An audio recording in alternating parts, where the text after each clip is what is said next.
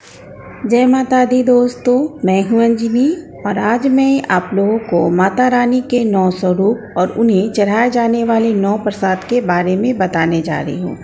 नवरात्रि का त्यौहार 9 दिनों तक चलता है, जिसमें सभी भक्त भक्ति में डूबे रहते हैं। हम सभी जानते हैं कि नवरात्रि के 9 दिन माता दुर्गा के 9 स्वरूपों की पूजा की जाती है, लेकिन ये बहुत ही कम लोग जानते हैं कि नवरात्रि के 9 दिन माता रानी को 9 अलग अलग तरह के प्रसाद चढ़ाए जाते हैं। और अगर आप माता रानी के 9 स्वरूपों की इच्छा अनुसार उन्हें प्रसाद अर्पित करते हैं तो माता रानी की असीम कृपा आपके ऊपर सदैव बनी रहेगी। माँ दुर्गा के 9 अलग अलग स्वरूपों का अलग अलग महत्व है, इसलिए माता दुर्गा के 9 स्वरूपों को अलग अलग तरह का प्रसाद चढ़ाया जाता है, जो कि उनके रूपों से संबंधित होता है। तो आज मैं आप लोगों को माता दुर्गा के उन्हीं 9 स्वरूपों के अलग अलग प्रसाद के बारे में आप लोगों को बताने जा रही हूँ कि किस दिन आप माता दुर्गा को कौन सा प्रसाद चढ़ा सकते हैं। नवरात्रि के प्रथम दिन माता शैलपुत्री की पूजा की जाती है। माता शैलपुत्री हिमालय की बेटी मानी जाती हैं और उन्हें घी का प्रसाद अर्पित किया जाता है। अगर आप माता शैलपुत्री को घी का प्रसाद अर्पित करते हैं तो माता की असीम कृपा आपके ऊपर सदैव बनी रहेगी। अगर आप घी चढ़ाने के साथ साथ घी से बनी हुई कोई भी मिठाई, हलवा वगैरह भी चढ़ा सकते हैं, उससे भी माता बहुत ही ज़्यादा प्रसन्न होती है। दूसरे दिन माता ब्रह्मचारिणी की पूजा की जाती है और माँ ब्रह्मचारिणी को शक्कर से बनी प्रसाद बहुत ही ज़्यादा पसंद है। तो आप माता ब्रह्मचारिणी को शक्कर भी चढ़ा सकते हैं या फिर शक्कर से कोई भी प्रसाद बना करके आप उन्हें अर्पित कर सकते हैं। इससे आपके घर में सदैव खुशहाली बनी रहेगी।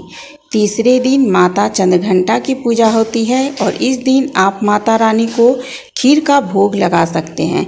आप चावल की खीर, समा के चावल की खीर या फिर आप मखाने की खीर, किसी भी प्रकार का खीर बना करके आप माता रानी को समर्पित कर सकते हैं।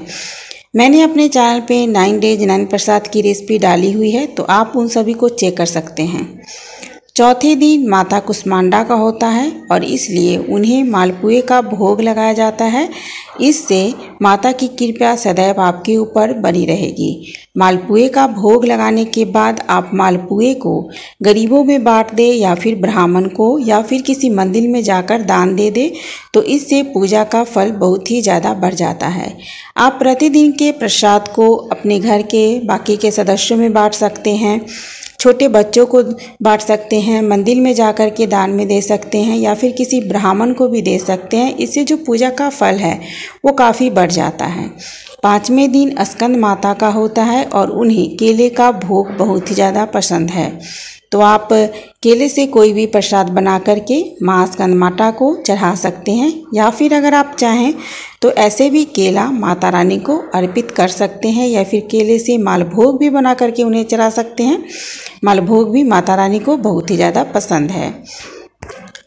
छठा दिन माँ कात्यायनी का होता है और उन्हें शहद का प्रसाद बहुत ही ज़्यादा पसंद है, तो शहद भी आप माता रानी को चढ़ा सकते हैं या फिर शहद से कोई भी प्रसाद बना करके आप उन्हें चढ़ा सकते हैं। जैसे आप फ्रूट सलाद बना सकते हैं और उसमें शहद का प्रयोग कर सकते हैं। इससे घर में पैसों की कमी दूर होती है। 7वें दिन माता कालरात्रि की पूजा होती है और इनके रूप के अनुसार इन्हें गुड़ का भोग लगाया जाता है, जिससे घर के अंदर जितने भी कलह होते हैं वो सभी दूर हो जाते हैं। 8वें दिन माँ महागौरी का होता है और इन्हें नारियल का भोग लगाया जाता है।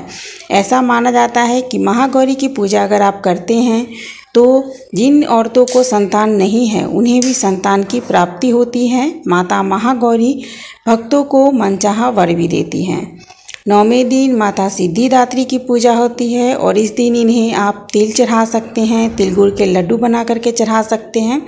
तो कोई भी चीज़ आप माता सिद्धिदात्री को चढ़ा सकते हैं, इससे इंसान के सारे कष्ट दूर हो जाते हैं। तो ये है माता रानी के 9 स्वरूप और उनके 9 प्रिय प्रसाद, जो कि आप माता रानी को अर्पित कर सकते हैं।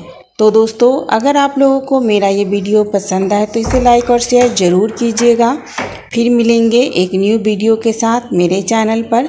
जय माता दी।